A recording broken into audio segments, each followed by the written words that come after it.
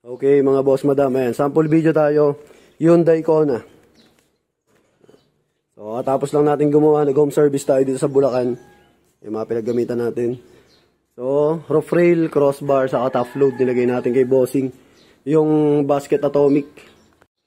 So ayan, basket na atomic, yung all black, tapos premium crossbar, yung malapad, yung with giset, then roof rail.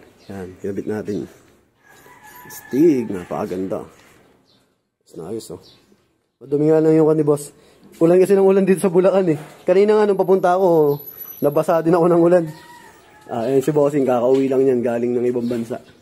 So, pina-refresh niya yung kanya ngayon. Kona niya. Pinapakondisyon.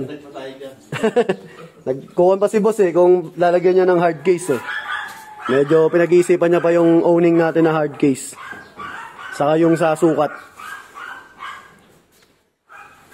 Ayan, ginamit natin yung with key set.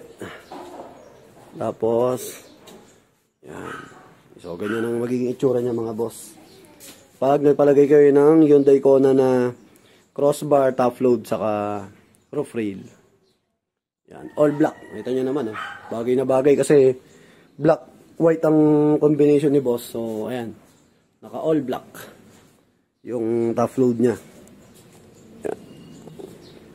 So, finished product na ako dito. Nagmotor lang ako ngayon, eh. Tapos, binalot ko lang yung mga gamit. Yan. So, sa mga gusto mag-avail, yan. Available yan sa JLG Car Accessories, Motomac Works, saka yung sa vlog natin, yung JLG Car Motovlog. Then, sa TikTok account, meron din tayo doon, yung sa JLG Madlaw. So, doon natin ipopost lahat ng mga car accessories, saka mga ginagawa natin, mga rides, mga pag-setup ng mga sakyan, PMS, dyan. So, sa mga gusto mag-avail, PM nyo lang ako mga boss. Tapos, pinopost ko naman dun yung number ko. Para, in case na hindi ako online, pwede nyo akong i-text ako, tawagan nyo ako.